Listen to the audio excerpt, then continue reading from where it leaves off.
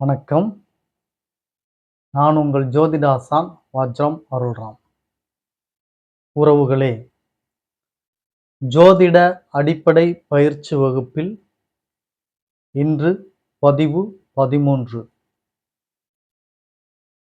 கடந்த நாட்களாக பஞ்சாங்கத்தை பற்றி நாம் பார்த்து வந்தோம். இந்த பஞ்சாங்க பாடம் நேற்றுடன் நிறைவு பெற்றது.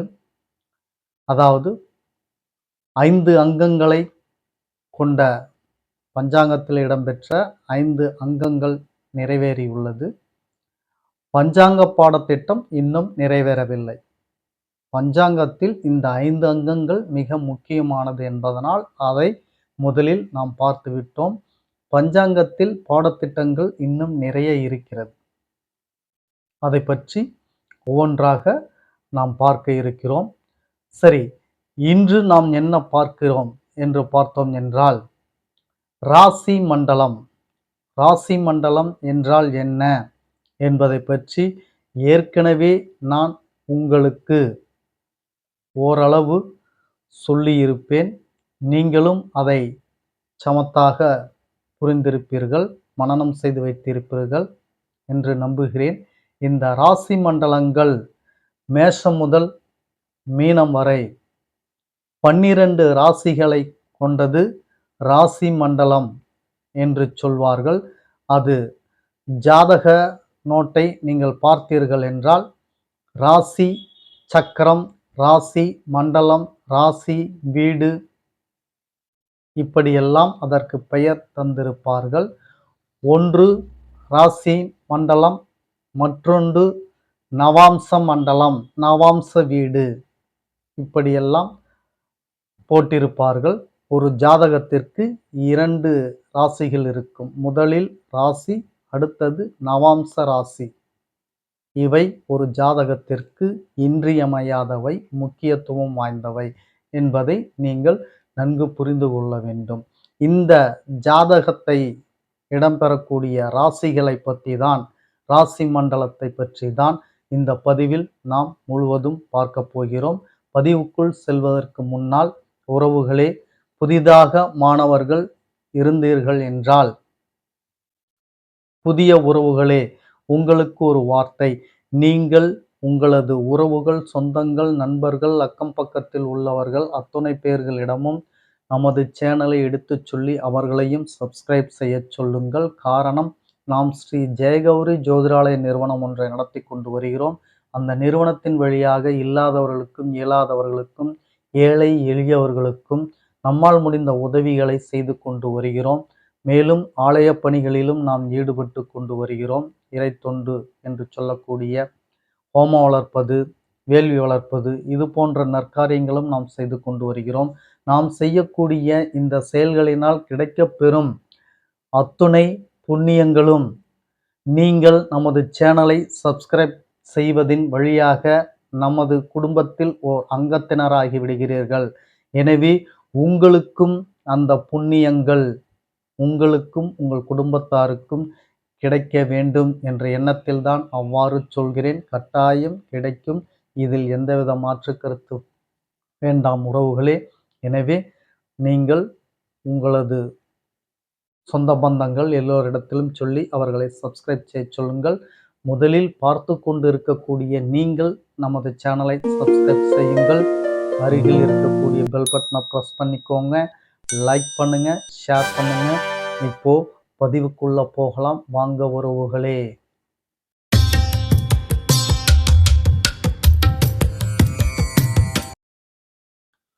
உறவுகளே, ராசி மண்டலம்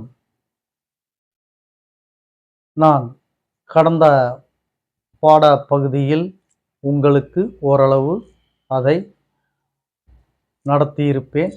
நீங்களும் அதை அறிந்திருப்பீர்கள். அதை அறிந்தவர்கள் சொல்லுங்கள் பார்க்கலாம். ராசி மண்டலத்தில் எத்தனை ராசிகள் இடம்பெறுகிறது?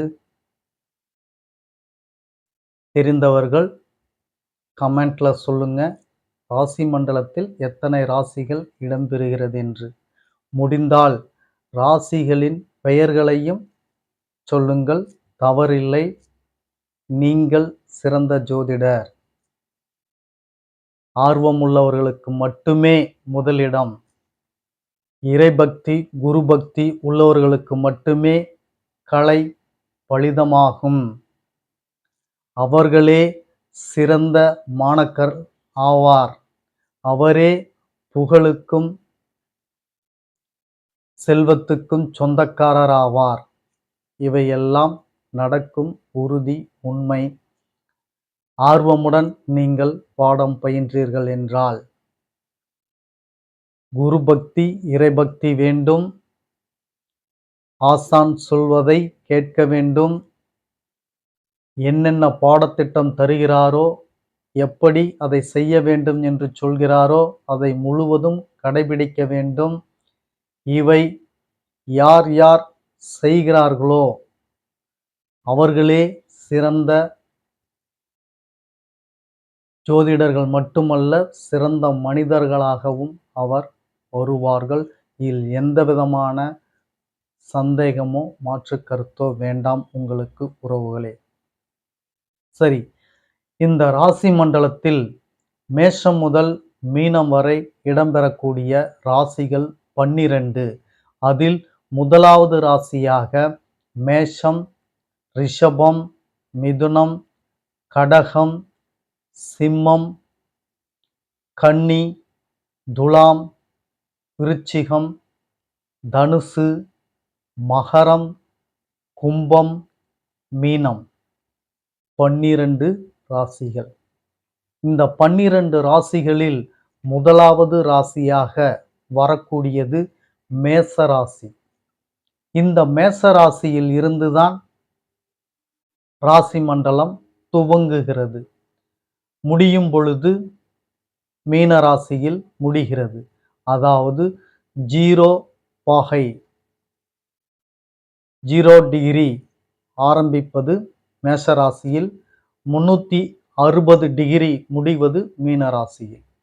ஒரு ராசிக்கு 30 பாகை, 30 டிகிரின்னு சொல்றோம் இல்லைங்களா? ஒரு ராசிக்கு 30 டிகிரி.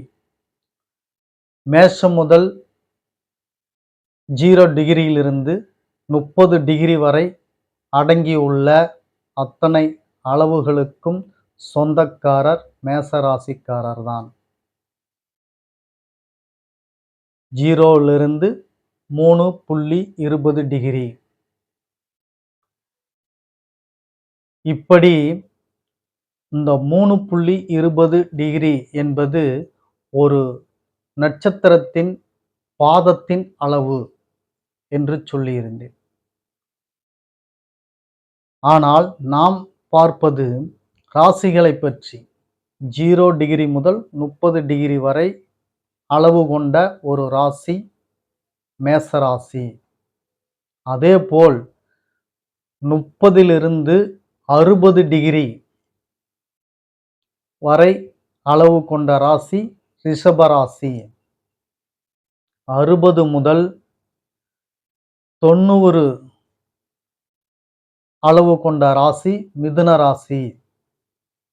இதையெல்லாம் நீங்கள் சார்ட் போட், அதாவது நோட்ல நீங்க ராசி பீடம், ராசி கட்டம், ராசி சக்கரம் வரைந்து அதில் மேஷம், ரிஷபம், மிதுனம் என்று முறையாக மீனம் வரை எழுதி கொண்டு ஒவ்வொரு ராசியும் ஆரம்பம் முதல் முடிவு வரை உள்ள அளவு இப்பொழுது நான் சொல்லிக் கொண்டு வருகிறேன் அல்லவா? இதையெல்லாம் நீங்கள் எந்தெந்த ராசிக்கு எதை சொல்கிறேனோ அதையெல்லாம் குறித்து வைத்துக் கொள்ளுங்கள். நீங்கள் மனனம் செய்வதற்கு, நீங்கள் புரிந்து கொள்வதற்கு அது இலகுவாக இருக்கும். சரி, 0 முதல் 30 பாகை வரை உங்களுக்கு மேசராசி, 30லிருந்து 60 வரை ரிஷபராசி, 60லிருந்து 90 வரை மிதுன ராசி, 90லிருந்து 120 வரை கடகராசி, 120லிருந்து 150 வரை சிம்மராசி, 150லிருந்து 180 வரை கன்னிராசி, 180லிருந்து 210 வரை துலாம் ராசி, 210 240 வரை விருச்சிக ராசி, 240 270 வரை தனுசு ராசி, 270 முதல் 300 வரை மகர ராசி, 300 முதல் 330 வரை கும்பராசி, 330 முதல் 360 வரை மீன ராசி. ஒரு ராசிகளின் அளவு எவ்வளவு என்று இப்பொழுது உங்களுக்கு புரிந்திருக்கும். ஒவ்வொரு ராசியும் 30 அளவு கொண்டவை. அதில் 238வது டிகிரி எங்கே இருக்கிறது என்று கேட்டால் டக்கென விருச்சிக ராசியில் உள்ளது என்று சொல்ல வேண்டும். இப்படி நீங்கள் டிகிரி வழியாக மனனம் செய்து வைத்துக் கொள்ள வேண்டும். ஒரு ராசிகளுக்குண்டான அளவை டக்கென்று புரிந்து வைத்துக் கொள்ள வேண்டும். 300 டிகிரி 310 டிகிரி எந்த ராசி என்று கேட்டால் மகர ராசி டக்கென்று சொல்ல வேண்டும். அதே போல உங்களுக்கு ராசிகள் அளவை பற்றி இப்பொழுது நாம் பார்த்துவிட்டோம். இந்த ராசிகளின் தன்மைகள் முதல் ராசிக்கு மேசராசி, 2வது ராசிக்கு ரிஷபராசி, இவைகளை நீங்கள் தெரிந்து வைத்தீர்கள். ராசிகளின் அளவுகள் உங்களுக்கு தெரிந்துவிட்டது. அடுத்தது ராசி மண்டலத்தினுடைய ஒவ்வொரு ராசிக்கும் ஒரு தன்மைகள் இருக்கிறது. அந்த தன்மையில் நீங்கள் பார்த்தீர்கள் என்றால் மேசராசி சரம் ராசி. சரம் ராசி என்றால் என்ன? உங்களுக்கு அடுத்த கேள்வி அதுதான் வரும். பலாபலன் எடுக்கும் பொழுது கட்டாயம் அதை உங்களுக்கு சொல்கிறேன். இப்பொழுது சரம் ராசி என்றால் என்ன என்று தெரிந்து கொள்ளுங்கள். மேஷராசி சரம் ராசி, ரிஷபராசி ஸ்திர ராசி. நன்கு புரிந்து கொள்ளுங்கள். ஸ்திர ராசி. மிதுன ராசி உபயராசி. மேஷராசி சரராசி, ரிஷபராசி ஸ்திர ராசி, மிதுன ராசி உபயராசி. சரம் ஸ்திரம் உபயம் ராசிகளின் தன்மை இப்படித்தான்.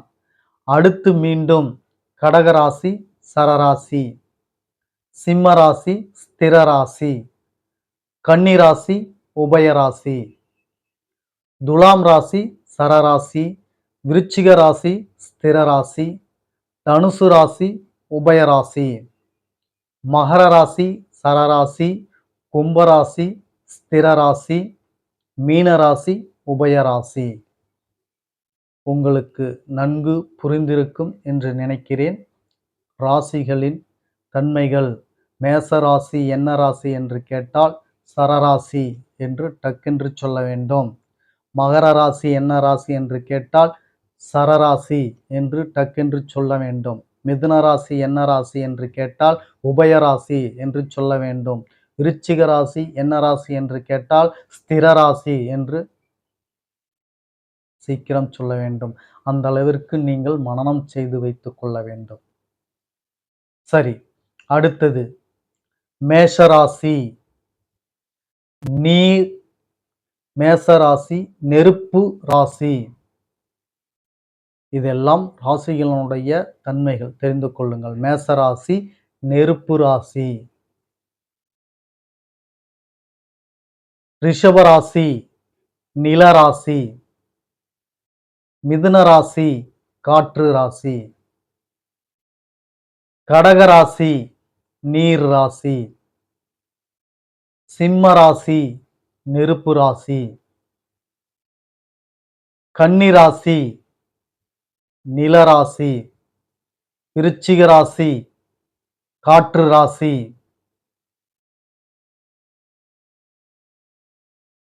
மன்னிக்கவும், இப்படியே முறையாக நீங்கள் 4 ராசிகளுக்கு மாற்றி மாற்றி நீங்கள் எழுதி கொள்ள வேண்டியதுதான்.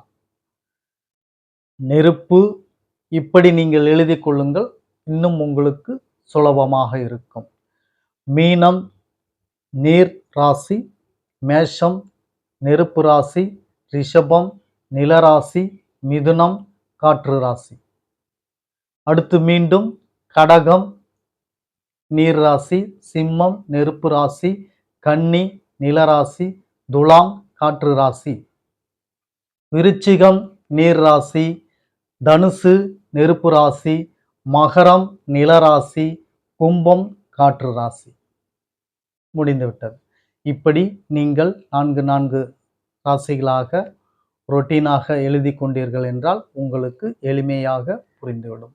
நான் சொல்வது உங்களுக்கு புரிந்திருக்கும் என்று நினைக்கிறேன்.